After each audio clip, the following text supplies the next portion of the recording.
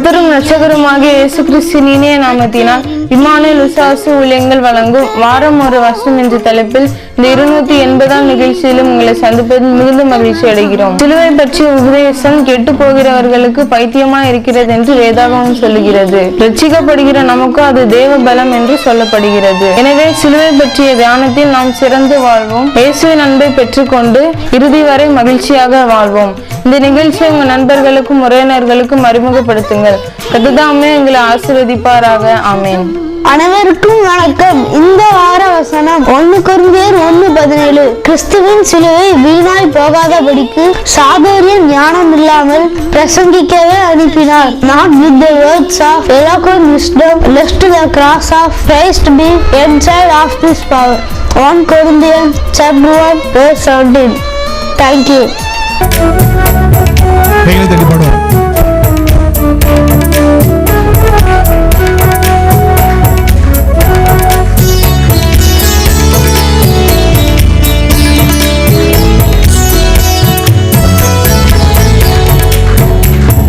நாமம் என் புகலிடமே கருத்தோடு துதித்திடுவே. நாமம் என் புகலிடமே கருத்தோடு துதித்திடுவே. யெகோவா ஈரே எல்லாமே பார்த்துக் கொள்வே. யெகோவா ஈரே எல்லாமே பார்த்துக் கொள்வே. கலங்கலப்பா நாங்க கலங்கலப்பா, கலங்கலப்பா நாங்க கலங்கலப்பா. நாமம் என் புகலிடமே கருத்தோடு துதித்திடுவே. நாமம் என் புகலிடமே கருத்தோடு துதித்திடுவே.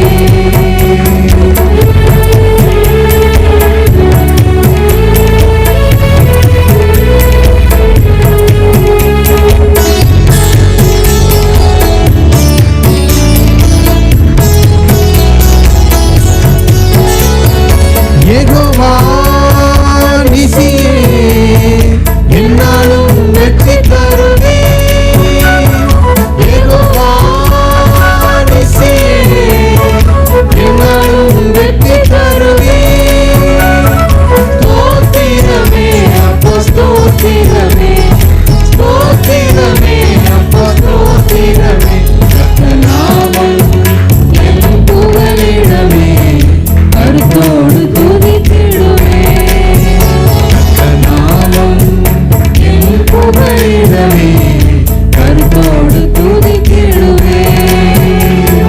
யெகோவா ராபா சுகம் தரும் தெய்வமே. யெகோவா ராபா சுகம் தரும் தெய்வமே. கலங்கலப்பா நாங்க கலங்கலப்பா, கலங்கலப்பா நாங்க கலங்கலப்பா. நாமம் என் புகலிடமே கருத்தோடு துதித்திடுவே. நாமம் என் புகலிடமே கருத்தோடு துதித்திடுவே. யெகோவா ரூபா எங்கள் நல்ல மேய்ப்பரே. யெகோவா ரூபா எங்கள் நல்ல மேய்ப்பரே. ஸ்தோத்திரமே அப்பா ஸ்தோத்திரமே, ஸ்தோத்திரமே அப்பா ஸ்தோத்திரமே. கர்த்தர் நாமம் என் புகலிடமே கருத்தோடு துதித்திடுவே. கர்த்தர் நாமம் என் புகலிடமே கருத்தோடு துதித்திடுவே. யெகோவா ஷாலோம் சமாதானம் தருகிறீரே. யெகோவா ஷாலோம் சமாதானம் தருகிறீரே. ஸ்தோத்திரமே அப்பா ஸ்தோத்திரமே, ஸ்தோத்திரமே அப்பா ஸ்தோத்திரமே. கர்த்தர் நாமம் என் புகலிடமே கருத்தோடு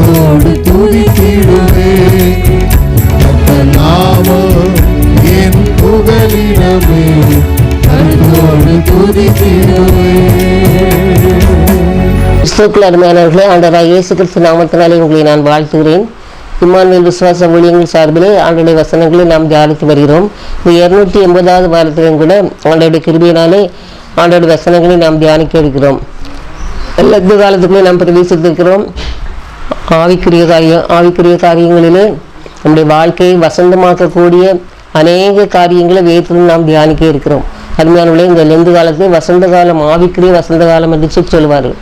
சிலுவை பற்றிய உபதேசங்களை இந்த லெந்து காலங்களே அதிகமாக நாம் தியானிப்போம். நம்முடைய வாழ்க்கைக்கு அதிக பிரயோஜனமுள்ளதாக அமையும். அருமையானவர்களே, சிலுவை பற்றி மற்ற மதத்தைச் சேர்ந்தவர்கள் ஒவ்வொருவாறு சொல்வார்கள். ஆண்டவர் முழுமையான கடவுள் என்று சொன்னால் அவர் ஏன் சிலுவையிலே அவர் மரித்தார், கடவுளுக்கு தான் ஒரு இறப்பு என்பது கிடையாது, அப்படி இப்படின்னு தான் சொல்லுவாங்க. ஏன் நம்ம கிறிஸ்தவர்கள் கூட நிறைய பேர் அப்படி சொல்ல நான் கேள்விப்பட்டிருக்கேன். எப்படி இருந்தாலும் ஆண்டவரை விசுவாசிக்கிற பிள்ளைகளுக்கு சிலுவை எப்படிப்பட்டதா இருக்கு, நமக்கு ஒரு நல்ல பலனாக என்ன செய்து இருக்கிறது. வருங்காலங்களில் நாம் அதை நாம் தியானிக்க போகிறோம். இந்த நாளிலேயே நாம் எதை தியானிக்க போகிறோம்னு சொன்னால் 1 கொரிந்தியர் 1ஆம் அதிகாரம் 17வது வசனம். 1 கொரிந்தியர் 1ஆம் அதிகாரம் 17ஆம் வசனம். கிறிஸ்துவின் சிலுவை வீணாய் போகாதபடிக்கு சாதுரிய ஞானம் இல்லாமல் பிரசங்கிக்கவே அனுப்பினார். கிறிஸ்துவின் சிலுவை வீணாய் போகாதபடிக்கு சாதுரிய ஞானம் இல்லாமல் பிரசங்கிக்கவே அனுப்பினார் அப்படின்னு சொல்லி பவுல் அப்போஸ்தலன் சொல்றார். கிறிஸ்து சிலுவையில் அறையப்பட்டார், அது வீணா போயிடக்கூடாது. ஏன்னு சொன்னா சாத்தானுடைய எல்லா விதமான செயல்களையும் முறியடிக்கிறதுக்காக அவர் சிலுவையில் தன்னைத்தானே அறைவதற்கு ஒப்பு கொடுத்தார். அதான் முக்கியமான காரியம். ஒருவேளை அவர் சிலுவையில் அரைஞ்சி இந்த சாத்தானிலிருந்து விடுதலை தருவார்னு சொல்லி சாத்தானுக்கு தெரிஞ்சிருந்துன்னு சொன்னா அவரை சிலுவையில் அறையவே விட்டுருக்க மாட்டானாம். பைபிள் அப்படித்தான் கொரிந்தியில போட்டு அது ரகசியமாக என்ன செய்தார், பிதாவானவர் வச்சிருந்தாராம். சிலுவையில் அரைஞ்சி, ஏன்னா அது சிலுவை என்பது கொடூரமான மரணம். அது மட்டும் இல்லாமல் எல்லாராலும் சாபம் என்று சொல்லப்பட்ட ஒரு மரணம். ஆகையினால அப்படிப்பட்ட ஈன சிலுவையில் அவர் மறித்தால்தான் பாவிகளுக்கு விடுதலை கிடைக்குங்கிறது பிதாவானவர் அறிந்ததுனால சாத்தானுக்கு தெரியாமல் அதை மறைத்து வைத்திருந்தாராம். அப்போ பவுல் அப்போஸ்தலன் வேதத்தின் அடிப்படையில் என்னெல்லாம் சொல்றாருன்னு சொன்னால் அதை பற்றி சில காரியங்களை நம்ம இந்த நேரத்தில் பார்ப்போம். பாருங்க, முதலாவது கலாத்தியர் 6:14 போட்டுக்கு பாருங்க. நானும் நம்முடைய கர்த்தராகிய இயேசு கிறிஸ்து சிலுவையை குறித்து இல்லாமல் வேறெண்டையும் குறித்து மேன்மை பாராட்டு இருப்பேனாகன்னு சொல்லி சொல்லியிருக்கார். நானும் கர்த்தராகிய இயேசு கிறிஸ்து சிலுவை குறித்தே இல்லாமல் வேறெண்டையும் குறித்து மேன்மை பாராட்ட மாட்டேன். நாம எதை குறித்து மேன்மை பாராட்டுறோம்? எனக்கு நல்ல சொந்தமாக ஒரு வீடு இருக்குது, நல்ல கார் இருக்குது, நல்ல பிள்ளைகள் நல்லா படித்து நல்லா இருக்காங்க, அப்படிங்கிறதுனால நான் நிறைய படிச்சிருக்கேன், என்கிட்ட நிறைய பணம் இருக்குது, நான் நிம்மதியாக இருக்கேன், இப்படி சொல்லி நம்ம என்ன செய்வோம்? பெருமை பாராட்டுறோம். சங்கீதத்தில் போட்டிருக்கு, சிலர் ரதங்களை குறித்தும் குதிரைகளை குறித்தும் மேன்மை பாராட்டுவார்கள். நானே கர்த்தராகிய தேவனை குறித்து மேன்மை பாராட்டுவேன்னு சொல்றாரு. அதே மாதிரி நம்ம ஆண்டவர் பவுல் அப்போஸ்தலன் சொல்றார், சிலுவையை குறித்து தான் நான் மேன்மை பாராட்டுவேன்னு சொல்றார். நம்முடைய மேன்மை பாராட்டு எதை பற்றி இருக்கிறது? யோசித்து பாருங்கள். கிறிஸ்தவர்களாகிய நமக்கு ஆண்டவர் தான் நமக்கு மேன்மை. அவர் சிலுவையில பெற்று தந்த அந்த ரட்சிப்பு தான் நமக்கு மேன்மை. அது நம்ம உணரக்கூடியவர்களாக இருக்க வேண்டும் என்று சொல்லி பவுல் அப்போஸ்தலன் சொல்கிறார். அடுத்து பாருங்க, கொலோசியர் 1ஆம் அதிகாரம் 20வது வசனத்துல அவர் சிலுவையில் சிந்தின ரத்தத்தினாலே சமாதானத்தை உண்டு பண்ணினார். சமாதானத்தை என்ன செய்தார்? உண்டு பண்ணார். சிலுவையில சிந்தின ரத்தத்தினால. பாருங்க, பாவிகள் இந்த பழைய காலங்கள்ல அது குறிப்பிட்ட எல்லை வரைக்கும் தான் பொது ஜனங்கள் போக முடியும். ஆசாரியர்கள் பஸ்தலத்துக்கு ஆசாரியர்கள் மட்டும்தான் இருக்க முடியும், போக முடியும். என்றைக்கு இயேசு கிறிஸ்து சிலுவையில மறுத்தாரோ அன்றைக்கு திருச்சேலை 2ஆக கிழிந்து எல்லாரும் ஆண்டோட சலுகையில போகத்தக்கதானே ஒரு சமாதான உடன்படிக்கை ஏற்படுத்தப்பட்டது. அப்போ இன்றைக்கு நம்ம சமாதானமாக வாழ வேண்டும் என்று சொன்னால் சிலுவை நமக்கு அதை என்ன செய்யுது? அந்த உடன்படிக்கையாக நமக்கு ஏற்படுத்தப்பட்டு நமக்கு கொடுக்கப்பட்டிருக்குது. அதனால அந்த சமாதானத்தின் உடன்படிக்கையை நம்முடைய வாழ்க்கையில நம்ம பெற்று வாழத்தக்கதாக நம்ம என்ன செய்யணும்? ஒப்பு கொடுக்க வேண்டும். 3வது பாருங்க, எபேசியர் 2ஆம் அதிகாரம் 16-18 வரைக்கும் சிலுவையில் பகையை கொண்டார், இருதரத்தாரையும் ஒப்புரமாக்கினார். சிலுவையில் பகையை செய்தார், கொண்டார். யாரு? சாத்தானை தலையை நசுக்கினார்னு சொல்லி பார்க்குறோம். ஆதாமே காலத்தில் போன சாபத்தில் என்ன செய்யறாரு? சிலுவையில் என்ன செய்தார்? சாத்தானுடைய தலையை நசுக்கி பாவம் செய்கிற மனிதனுக்கும் ஆண்டவருக்கும் உள்ள அந்த பகையை என்ன செய்தார்? அவர் வெறுத்து போட்டார், அவர் எடுத்து போட்டார் அப்படின்னு சொல்லி என்ன செய்யறோம் பார்க்குறோம். இருதரத்தாரையும் பாவம் செய்கிற மனிதர்களையும் வெளியும் ஒப்புரமாக்கினான்னு சொல்லியிருக்கு. அதே மாதிரி பாருங்க, துறைத்தனங்களின் அதிகாரங்களையும் சிலுவையிலே என்ன செய்தார்? வெற்றி கொண்டார். கொலோசியர் 2:15 போட்டு துறைத்தனங்கள் அதிகாரங்கள் எல்லாத்தையும் என்ன செய்தார்? வெற்றி கொண்டார். நாங்கிற காரியம் நான் என்பதை சிலுவையில எனக்கு அடிபட்டு போகத்தக்கதாக அந்த சிலுவையை செய்து நமக்கு ஒரு எடுத்துக்காட்டாக விளங்குகிறது. அது பாருங்க, ரோமர் 6:6 பழைய மனுஷன் சிலுவையில் அறையப்பட்டார், மரண பரியந்த கீழ்ப்படிதலை நம்ம பெற்றுக்கொள்ளத்தக்கதாக ஆண்டவர் பிதாவுக்கு கீழ்ப்படிந்தவராகி சிலுவையில் அறியப்படத்தக்கதாக தன்னை ஒப்பு கொடுத்தான்னு சொல்லி பார்க்கிறோம். அருமையானவர்களே, இந்த சிலுவை என்பது எளிதான காரியங்கள், அநேக காரியங்களை நம்ம கற்றுக் கொடுக்கத்தக்கதாக இருக்கிறது.